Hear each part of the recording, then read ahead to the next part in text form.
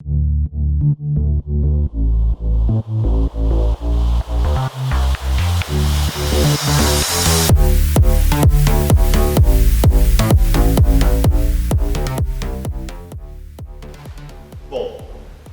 para fechar os tópicos que a gente se propôs no workshop, né,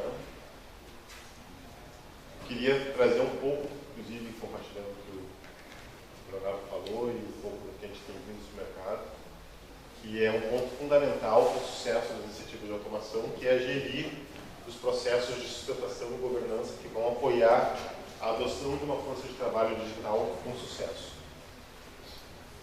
Nesse sentido, eu queria contar uma historinha para vocês que a gente vê acontecer todo dia, praticamente, nas empresas ao adotar o RPA. A historinha começa, talvez muitos de vocês estejam em algum ponto dessa história, um primeiro contato. As empresas querendo saber o que é RPA, muitos achavam que era recibo provisório de autônomo, né? Aí descobre que não, que é robô. Será que funciona? O que é o robô? O que não é? A gente fala, vê onde pode aplicar, faz uma POC, uma prova de conceito e vê que a coisa pode dar certo. Mostra isso para a organização. E aí faz uma primeira proposta, um diagnóstico, escolhe alguns processos e vai para um projeto piloto. O primeiro processo para ser automatizado, para trazer essa experiência para dentro de casa. Esse projeto piloto, ele traz como consequência o nosso primeiro robô, que foi concebido, na verdade, com muito carinho num ambiente super controlado, um ambiente que as pessoas que apostaram na tecnologia, no conceito, estão ali acompanhando de perto, passo a passo, as áreas de negócio e vendo como é que a coisa vira. A partir desse processo piloto, a notícia se espalha. Outras pessoas em volta veem aquele robô funcionando, como é que a coisa serve.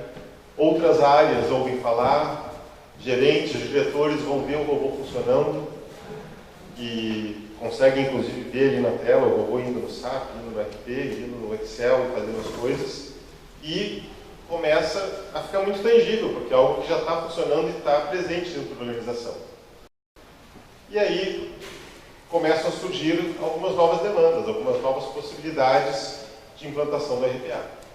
E alguns novos robôs começam a surgir. Só que daí o grande desafio aqui é que o número de iniciativas muitas vezes pode começar a surgir numa velocidade relativamente grande. E fazer um robô pode ser muito complexo, pode ser muito simples. O Leonardo deu alguns exemplos aqui de robôs que foram feitos em 2, 3 dias. E aí é muito difícil, muitas vezes, você brecar uma iniciativa que vai trazer um ganho imediato e que rapidamente você consegue implantar. Como é que você vai dizer para um diretor, para um superintendente, que aquele robô que alguém poderia desenvolver em 5 dias só vai ser feito de acordo com uma fila de priorização daqui a 6 meses? E começam a surgir muitas iniciativas em paralelo. E quando a gente percebe, em poucos meses, normalmente a gente vê isso acontecer, que centenas ou milhares de horas de pessoas passam a ser feitas por robôs. As pessoas vão fazer outras coisas, vão se dedicar a outras coisas. Elas não estão mais alocadas para fazer aquela atividade. E aí que começam os problemas. Porque o robô é muito bom quando funciona, mas ele tem que estar atento para uma série de situações que, se não for bem governadas, e se eu começar a trabalhar com inúmeros projetos em paralelo dentro da organização, sem processos de sustentação, eu posso cair em várias armadilhas. Como, por exemplo, automatizar processos inadequados, processos que não têm as características que eu preciso, que não tem volume. O processo não tem volume, o setup é caro e eu quero ter um retorno de investimento com o que eu estou colocando ali. Não vai funcionar. O próprio trabalho que o Leonardo comentou ali, de levantar que 5 pessoas faziam e agora o robô parou 2 dias. O que acontece? A empresa pode quebrar dependendo do processo. Se for um processo crítico da operação, a parada desse processo pode ser crítica. Eu tenho que ter uma visão de contingência. De o que fazer quando o robô para, quanto tempo eu consigo suportar a parada do robô. Só que se eu não pensar nisso, eu posso implantar o robô e passar a ter um risco operacional que eu não tinha. Tem situações que a gente já analisou em clientes que sem um processo de contingência muito bem feito, é melhor não automatizar do que automatizar e cair no risco. Eu tenho que planejar minha força de trabalho digital. O robô ele trabalha 24/7. Quando você compra ou aluga um robô, você está alugando um robô 24/7. Mas ele não faz mais de uma coisa ao mesmo tempo. Então, às vezes, você precisa ter 2, 3, 4 robôs. Se você não planeja muito bem o horário que os seus robôs vão trabalhar, pode ser que você tenha um monte de robô vagabundo. Robô que trabalha 5 horas por dia e as outras 19, né, ficam liberados. Tem um cliente nosso que tem 6 robôs que não conseguiu fazer isso porque existe um desafio aí, né? Você tem que conseguir alinhar com as áreas de negócio o que pode ser feito à noite ou no final de semana. Esse é o principal desafio. Tem um cliente nosso que tem 6 robôs, com vários processos, mas 6 robôs, e comentou que os robôs dele são tudo CLT. Trabalham das 8 às 18. De noite e tal, vão para casa, dormem, e às 8 horas estão lá pontualmente de novo. Eu tenho que ter governança, eu tenho que entender o que vai acontecer e como que eu faço todos os meus processos para implantar essa iniciativa com sucesso. Eu tenho que garantir que os robôs, eu não vou automatizar processos que não deveriam existir. Sabe aquele processo que não deveria acontecer, você vai lá e faz com que ele aconteça 50 vezes mais rápido. Tem um cliente que dá pulos quando conta que uma área dele automatizou o processo de enviar carta. Quando na verdade não tinha mais que enviar carta, ele botou no robô para o robô começar a enviar carta. E aqui é fundamental, veja só um outro risco iminente, que vai, assim, 9,99% de cada 10 empresas vai correr esse risco. Perder conhecimento do negócio. A história é mais ou menos assim. A área de negócio vai lá, você vai lá e conversa com ela, e aquela pessoa que faz a tarefa, ou algum coordenador, cria o robô com você. O robô é filho dela. Vocês criaram junto, a pessoa contou como é que é o robô, como é que é o processo, e ela sabe tudo daquele robô. E ela passa a operar, acompanhar o robô, ela sabe como corrigir as informações que o robô não consegue processar, mas ela sabe também como é que o processo executa, como é que o processo trabalha.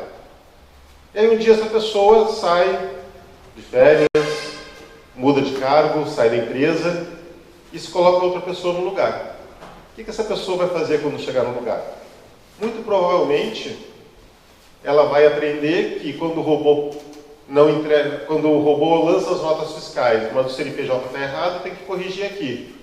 Quando o robô verifica que a empresa está inativa, tem que fazer tal coisa. Ela aprende como interagir com o robô, mas não necessariamente ela vai aprender o que o robô faz. Ela sabe só como conversar com o robô. Porque muitas vezes não tem uma coisa chamada documentação sobre o processo.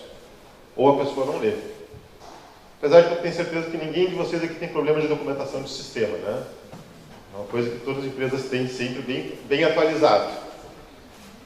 E aí, o dia que o robô quebrar, a pessoa tem que saber como o robô funciona, tem que saber como corrigir. Quem que vai dizer como corrigir? E aí, quando o robô quebrar, alguém vai ter que aprender como funciona o robô, e aí não vai ser 1 hora de parada, vai ser 1 semana. Isso é uma história que é muito fácil de acontecer se a gente não tiver pilares de sustentação para nossas iniciativas de automação. A gente pode ter problemas de segurança, robô fazendo o que não deve, robô entrando direto no sistema. Eu tenho, possivelmente, regras de segurança, de compliance, do que eu posso, o que eu não posso fazer, o que os meus sistemas podem ou não podem fazer. Os robôs têm que seguir essas regras. E eu posso ter problemas de processo, né? Eu costumo dizer que robô no olho alheio é colírio, né? Então, como as empresas hoje, apesar de terem processos, trabalham com decisões muito departamentais, algum departamento A vai lá e resolve botar um robô aqui. O que ela fazia 10 por dia, ela começa a fazer 100. E aí começa a avançar esse processo, a área 2 consegue absorver bem, mas quando chega na área 3, ela pira. Não consegue atender a demanda, o trabalho dela é mais complexo. E talvez o que ela entregava antes 10 por dia, ela passe a entregar 7. Por causa do estresse e do problema de ter um volume de trabalho muito maior. É tipo congestionamento, né? As redes do trânsito para simplesmente porque tem muito carro, não é porque aconteceu alguma coisa. Então, é importante a gente ter uma visão do todo, porque automatizar uma parte não quer dizer que o todo vai ser melhor. Ou seja, existe uma série de perguntas que a empresa precisa saber responder. Essas aqui não são todas, também não vem o caso aqui ficar lendo uma por uma, mas existem questões que têm que ser respondidas e analisadas corporativamente. Para que, se você tiver 2, 3, 5 iniciativas de automação ocorrendo em paralelo, você garanta que os cuidados necessários foram tomados para o sucesso dessa iniciativa. E isso que gera para a gente a necessidade da gente ter, então, um centro de excelência, ou um escritório de robôs, um centro de excelência de RPA, ou OI, que a gente chama, que é muito parecido com o que vocês devem ter na empresa de vocês, com o escritório de projetos, com o escritório de processos, ou seja, uma entidade que se preocupa em disciplinar como as coisas devem ser feitas, em fazer os processos dos processos, para garantir que, quando executadas, vão seguir as melhores práticas e não vão colocar a operação em risco. Particularmente, a gente vê isso acontecer muito rapidamente, porque os projetos de automação são rápidos. Os projetos de automação com robô não são projetos que cada um demora 4 meses, então você só vai ter 10 projetos em 2 anos. Você pode ter 10 processos automatizados em 2 meses. Você pode ter rapidamente pessoas equipes distintas fazendo robôs. A capacitação numa solução de automação de robôs é rápida. A gente lá na Ecrosis, em 1 semana, já consegue ter um recurso que não desenvolvia robôs, já com uma capacidade júnior, vamos chamar assim, em automação. Então vocês têm que ser muito rápido aqui, porque no primeiro robô, como eu comentei, você tem toda a atenção do time. Os próximos já tem que ter alguns cuidados, os próximos 4, 5, 6 robôs, mas ainda é um escopo controlado. Mas quando a iniciativa explode, começa a vir demanda de tudo que é lado, se você não tiver isso bem estruturado, você vai ter muita gente fazendo sem noção do que deveria fazer ou como deveria fazer. Particularmente, eu queria mostrar para vocês os principais pilares aqui, que são preocupações que devem existir na criação de processos no Centro de Excelência de RPA. O primeiro é que você passa a ter papéis e responsabilidades distintas, seja na equipe técnica, de desenvolvimento, de TI, seja na equipe de negócios, com pessoas na área de negócios que vão liderar e identificar oportunidades, com um sponsor ou com um comitê de RPA que vai definir o que deve e o que não deve ser automatizado, por exemplo. Além disso, tem 3 processos fundamentais que a gente entende que tem que ser bem avaliados nessa jornada de automação. O antes, o durante e o depois da automação. O antes é a análise de novas demandas. Eu vou passar rapidamente aqui por que a gente entende como principais pontos. A análise de novas demandas, basicamente, é entre alguém pedir um processo de automação e eu dizer que esse processo vai ser priorizado e implementado. Para isso, eu preciso, primeiro, fazer a análise. Não adianta um analista pedir para automatizar a sua atividade. O gestor dele tem que estar de acordo, que realmente ele entende também que isso deve ser automatizado. Aí eu vou identificar o processo, eu vou ter o entendimento desse processo, quais são as características dele, que sistemas utiliza, o que ele faz, quais são os ganhos esperados. Vou gerir essa expectativa com a minha área cliente, para poder saber se esses ganhos desejados e esperados são efetivamente factíveis. E aí vou fazer uma análise de viabilidade. Eu tenho 3 pilares aqui. A viabilidade financeira, se realmente vai se pagar. O custo do investimento vai se pagar para o que eu espero obter de benefício. A viabilidade gerencial envolve se realmente eu tenho fazer a automação desse processo, gerencialmente é uma boa escolha, como por exemplo, se o processo parar um dia e eu liberar as 10 pessoas que fazem hoje, eu não quebro a empresa. E a análise técnica, se aquilo que o robô tem que fazer tecnicamente é adequado e é viável. Eu vou fazer uma análise de custos. Eu comentei com vocês, inclusive mostrei aquela figura que mostra os principais custos de uma operação de automação. E aí eu vou comparar o custo com os benefícios para poder decidir se eu devo seguir em frente ou não. E se eu decidir que é uma boa seguir em frente, aqui inclusive mostra um pouquinho da análise de ROI que a gente faz, eu vou priorizar, vou definir junto à equipe, aos recursos que eu tenho de automação, quando que aquele processo vai ser implementado. Esse é o antes, e o segundo passo é o durante, ou seja, é o processo de automação. Vocês podem ver que o processo de automação de um robô é muito parecido com as etapas de um processo de desenvolvimento convencional, mas eles têm algumas características importantes. A etapa de análise, basicamente, eu vou fazer o as is e to be, vou identificar como a minha atividade é feita hoje e como deveria ser feita pelo robô. Pode ter várias diferenças, nem sempre a forma como as pessoas fazem é a melhor forma que o robô fazer. Tem coisas que o robô vai ter que fazer a mais, ele vai ter que prestar conta, gerar logs, que pessoas não precisam fazer. Vão ter coisas que pessoas fazem com interface que eu posso achar melhor fazer com uma consulta a um banco de dados. Às vezes o robô faz tudo sequencialmente, eu prefiro fazer em lote. Então, tem algumas diferenças que melhoram, que tornam mais natural ser feito diferente porque o robô está fazendo. A etapa de projeto, eu vou identificar principalmente algum empecilho, alguma dúvida técnica que eu queira validar se realmente vai funcionar, para que eu possa então fazer a implementação, onde é importante eu ter questões de nomenclatura, de arquitetura de sistemas, de padrões de desenvolvimento bem definidos para que sejam sempre os códigos executados da mesma forma. A parte de testes é fundamental, evidentemente, né, qualquer software, qualquer parte de teste é fundamental, mas é fundamental, no caso de robôs, não só eu testar se o robô está fazendo tudo direitinho. É fundamental a gente também testar o robô frente a uma massa rica e diferenciada de dados. Porque a diferença de dados pode quebrar o robô. É aquela coisa, eu testo 100 processos de lançamento de nota fiscal, todos com CNPJ válido e com a empresa sendo válida na receita. E eu não coloco o caso do robô do CNPJ ser inválido. Quando eu vou para a produção, eu descubro que o processo para, porque no mundo real, notas são lançadas com CNPJs inválidos, por exemplo. Então, o robô pode estar funcionando super bem, mas de acordo com os dados fazem com que os sistemas tenham comportamentos diferentes, tenham reações diferentes, e isso faz com que o robô quebre. A parte de homologação é fundamental para eu ter a validação pelo cliente, como eu vou fazer isso, em relação ao aceite, o robô fazer essa mudança de substituir a pessoa. Aqui tem algumas coisas bem diferenciadas em relação ao software convencional, por exemplo, você precisa, na verdade para todo projeto, você precisa ter um ambiente rico de sistemas para você fazer o desenvolvimento e homologação, porque muitas vezes um processo utiliza 5 sistemas.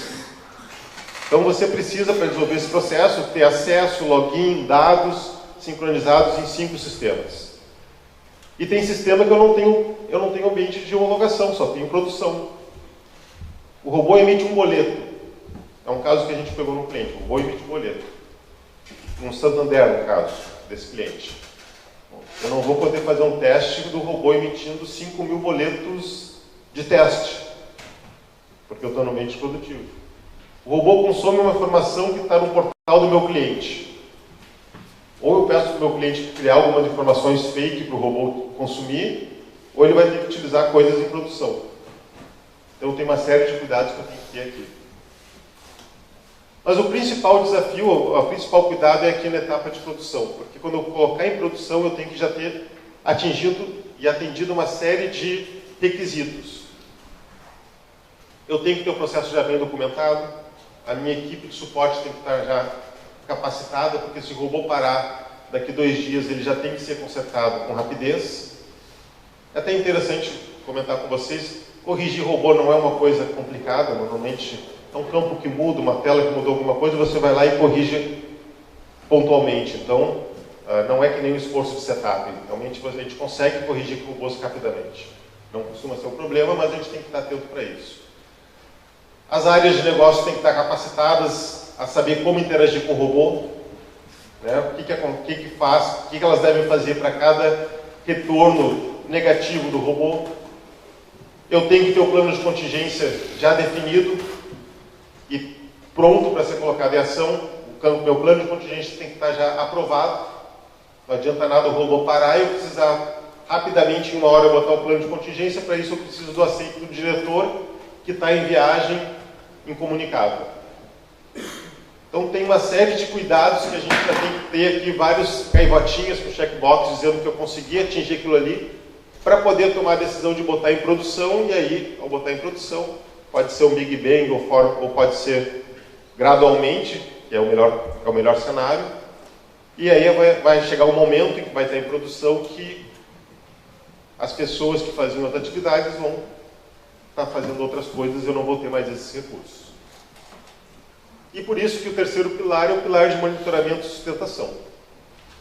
A gente vê 3 principais papéis nesses pilares. O primeiro, que a gente mais comentou aqui com vocês, é o papel das áreas de negócio em acompanhar o processo. Então, cada processo vai ter uma pessoa ou mais da área de negócio que vai acompanhar e verificar se o robô fez tudo direitinho ou se tem exceções a serem tratadas. No mundo ideal, a pessoa vai lá uma vez por dia e vê que o robô fez tudo direitinho e gasta 2 minutos com isso. No mundo não menos ideal, né, ele tem que tratar uma série de situações manualmente. Eu tenho que ter uma equipe de suporte que trabalhe com o editor de robôs, que tenha a capacidade de corrigir esses robôs caso eles parem. E aí eu tenho uma sala de controle, que quando eu tenho 1 ou 2 robôs, eu posso trabalhar com isso pontualmente, alguém vai lá e dá uma olhada. Mas se eu começarem a ter 5, 10, 20 processos, 7 robôs trabalhando, é importante ter alguém constantemente aqui monitorando, vendo a carga de trabalho, daqui a pouco eu preciso fazer uma execução adicional de um processo, eu coloco ali, atribuo isso ao robô, fazendo a gestão da minha força de trabalho digital.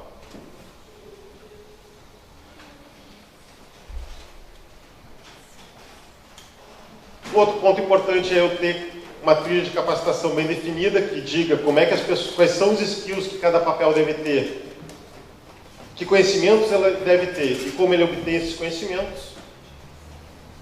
E a partir daí, a criação do COI, na verdade, desses processos não é uma coisa complexa. Na verdade, a criação do COI é a definição de uma série de processos que, para serem criados, tem que envolver, em workshops, uma série de áreas que estão envolvidas naquele processo para que a gente possa implantar na organização.